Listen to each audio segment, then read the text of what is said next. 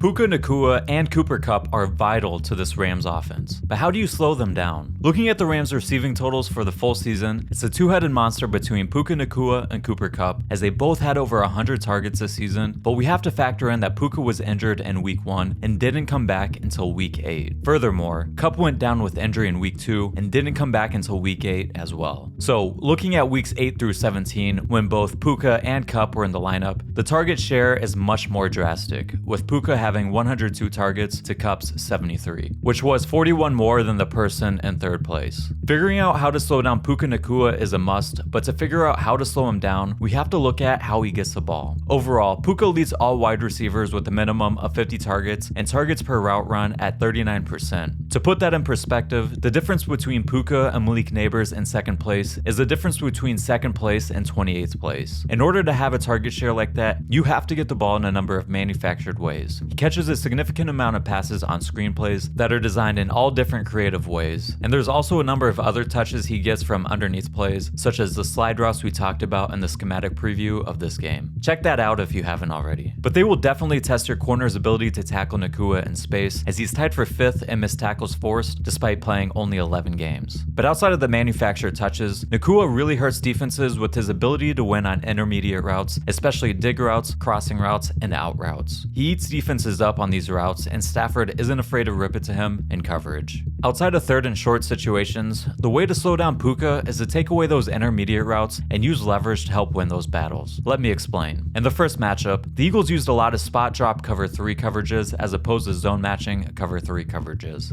The reason being is that it did a much better job of putting defenders in the areas that Puka Nacua likes to run his most dangerous routes, being those out routes and crossing routes. Let's look at this play. The Eagles are in match zone cover 3, and we see the flat defender is forced to carry the vertical crossing route, the hook defender must widen to the flat, and now Quinyon Mitchell has to guard a dig route with outside leverage and no inside help. Now look at the other play where the Eagles are in their spot drop zone coverage, where defenders are guarding areas of the field instead of matching the releases of the receivers. Here against a bunch formation, we see the Eagles rotating their safety into the strong hook, with the nickel cutting to the flat and gaining depth, with the corner dropping to his deep third. When we pause here, we can see that Puka is leveraged by 3 different players. Reed Blankenship is inside and prepared to take away a dig route. The corner is outside and over top of Nacua, ready to take away a deep out, with the flat defender sinking underneath a potential deep out. They're taking away Nacua and forcing the ball to go underneath to someone else. And forcing the Rams to get the ball to their other offensive players is crucial in slowing down the Sean McVay attack, especially in what is likely a less than ideal environment. The Eagles use various split field coverages as well, as we'll dive more in depth on them later, as it ties in with the pass rush plan. But understand that using leverage and taking away Puka's favorite routes were key, and I'd expect more spot drop cover 3 in this game, mixed with cover 1 robber to provide a similar effect. Let's jump to third down usage though, specifically third and short, as things even out between Puka and Kupp on third down. Puka and Kupp both have 23 targets on third down between weeks 8 and 17. Everyone else has 30 targets combined. It will be important to take away Kupp and Puka on third down, but they're both used in different ways. Cooper Kupp is used much more on shorter down and distances, as 65% of his third down targets came on third down with 6 or less yards to go. These are situations where man coverage is much more likely, and 15 of his 23 third down targets came against man coverage. On short down and distances, the Rams like to use Kupp in stack and bunch alignments, often running option routes where you can take advantage of the leverage the defender is using. On third and short, it will be crucial for the Eagles to have a help defender underneath, so the man guarding Kupp can play heavy to the outside with the help defender inside. Let's look back to a play from the Week 12 matchup.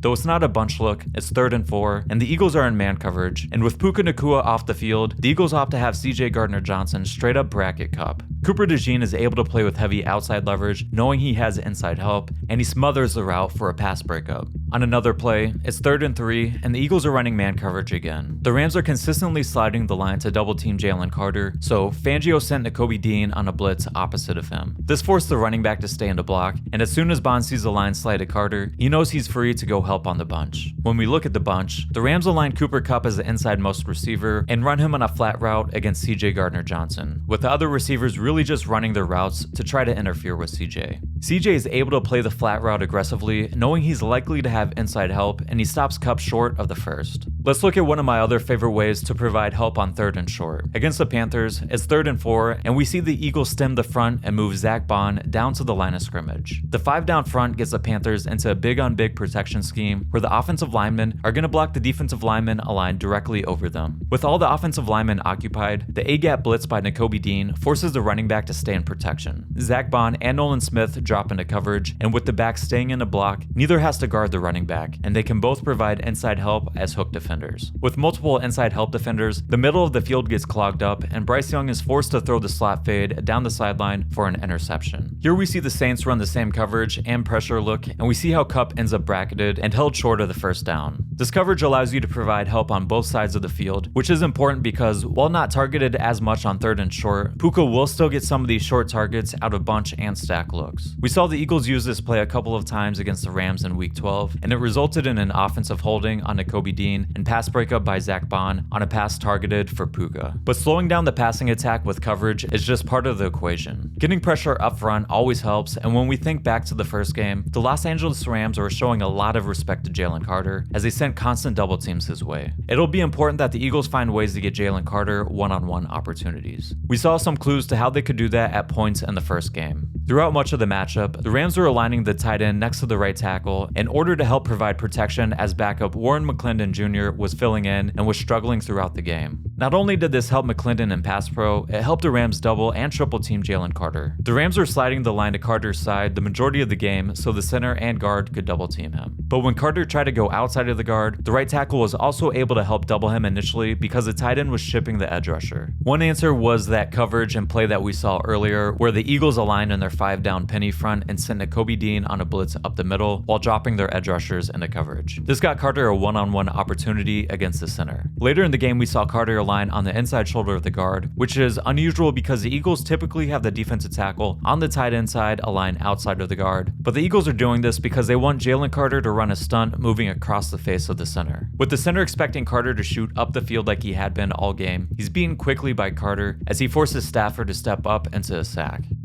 We saw Carter come out aligned over the center again, this time in a load front as the Eagles have 3 pass rushers on the right side of the center and just 1 on the other side. This gets the Rams to check into a 4-man slide to the load side, and again we see Carter working a stunt back across the face of the last man of the slide. But the play is really made here as the Rams using a 4-man slide gives Nolan Smith a ton of space to run a stunt. If we see the Rams dedicating that much attention to Carter again, I would expect to see some of these principles at work, as well as continued use of pressures that can take advantage of that attention, getting an unblocked rusher, or forcing the running back to stay in pass protection. I mentioned the Rams were playing with a backup right tackle in the first matchup. Well, there was another tackle injury to pay attention to before the game. Left tackle Alaric Jackson was estimated as a non-participant in practice on Wednesday with a chest injury. He practiced in full on Thursday, and McVay said he expects him to play, but then he missed practice on Friday, and he's now listed with a chest and knee injury. Furthermore, the Rams called up a practice squad tackle who was not active last week, which further fuels the speculation that Jackson is trending as doubtful for the game. Jackson has been solid this year, ranking 23rd out of 84 qualifying tackles and pressure rate allowed this season, according to PFF, but his potential backups are Warren McClendon, who had a rough day in Week 12 against the Eagles and has played the 3rd most amount of left tackle snaps for the Rams this season, and also Joe Noteboom, who was inactive last week, has struggled mightily this season, and has played the 2nd most left tackle snaps for the Rams this season. The Rams playing with the backup left tackle not only affects the pass protection, but how the Eagles can play in coverage. Let me tell you why. Like we showed earlier with the tight end helping McClendon